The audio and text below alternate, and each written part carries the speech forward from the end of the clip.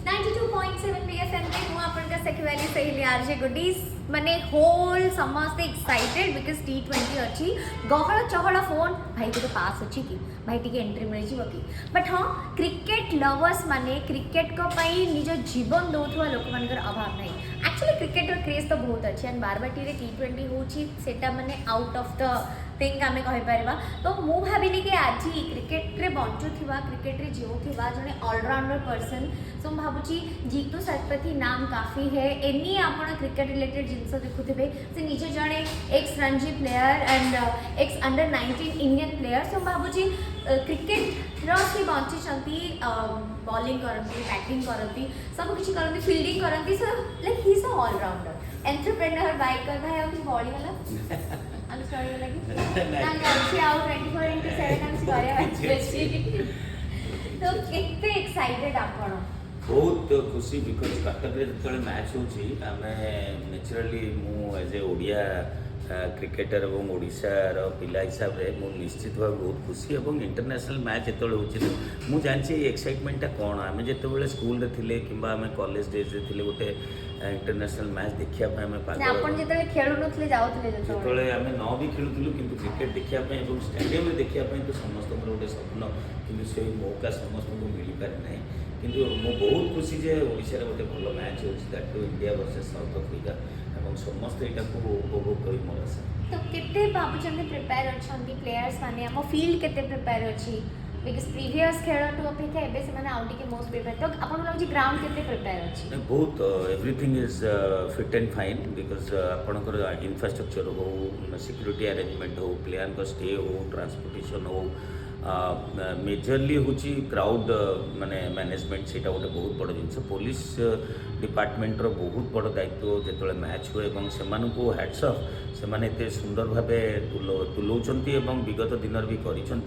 किंतु बहुत बड़ रेस्पॉन्सिबिलिटी थाए ओसीए ऑफिशियल्स माने आपड़ जो देखिए बहुत गुड़े ऑफिशियल्स घर को भी जापारती राति सारा भी काम करा पड़े बहुत परिश्रम करा पड़े तापर जाकि गोटे सक्सेसफुली गोटे इंटरनेशनल मैच हुए so credit goes to those माने पर्सन जो मैंने एत टाइम देके करती आम उपभोग कर फ्लड लाइट लगे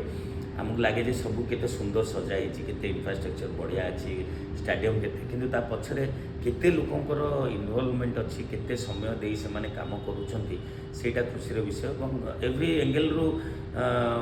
बारबाटी इज एकदम ऑन द टोज बिकॉज़ एथर को किसी स्पेशल समथि किछ करा है छी लाइक फील्डिंग पे समथि किछ एक्स्ट्रा करा है छी कि आउटफील्ड नेचुरली फास्ट होइबो बिकॉज़ आउटफील्ड रे आपनकर जो भाया ग्रास ये अच्छी थिकनेस कि जहाँ भी अच्छी बहुत तो भल फास्ट हो गोटे जिनस रोचे ड्यू फैक्टर जोटा कि कटक टे आमर नदी टे ये रुहे आउ ड्यू फैक्टर आउ बाकी रेड सॉइल जेहतु यूज होती बाउंस हम किंतु सातटारू जेहतु मैच अच्छे एंटायर दुईटी जाक दल फ्लड लाइट खेलुं से जगह आम देखा जे फील्डिंग गोटे बहुत बड़ महत्वपूर्ण माने ये डिपार्टमेंट बिकॉज फील्डिंग रे जदि आपण किसी कैचेस किंबा रन किसी मिस कले ये T20 ताले से बहुत भारी पड़ जाए से 10-15 रन ही डिफरेंस हुए सो से फील्डिंगटा जेकोसी दल भल करवा दरकार आई होप कि इंडिया रे तो आगे टॉस जीतू अच्छा आपन को लागजी फर्स्ट खेलवा दरकार ना सेकंड खेलवा दरकार इन केस जदि आपन लागजी मो हिसाब से जदि टॉस हम जीतुचे ताले प्रथम जदि बॉलिंग नौचे ताले एडवांटेज अच्छी बिकॉज सेकेंड हाफ रे बैटिंगटा आम रीड कर देखिए विकेट को और जापर कौन विकेट रही अच्छी फर्स्ट बॉलिंग जदि नहीं कि गोटे कम रन रेस्ट्रिक्ट कर दूचे ताले इजी हम चेज करने मैच जीत बुझे हम जीत के दिखाएंगे बिल्कुल तो आई होप कि आपणकर जी जर्नी थी एत सुंदर भाव में आपड़ भी दिने एमती देखुले और एमती आपण लोग चीयर्स करुले आज आम इंडिया से चीयर्स करवा एंड आई होप कि आपण भली बहुत सारा इंडियन आम नेशनल मेन विमेन कैटेगरी आम देखा पाइबू बहुत बहुत धन्यवाद एंड आई होप कि एथर को आम इंडिया जीत 100% इंडिया जीत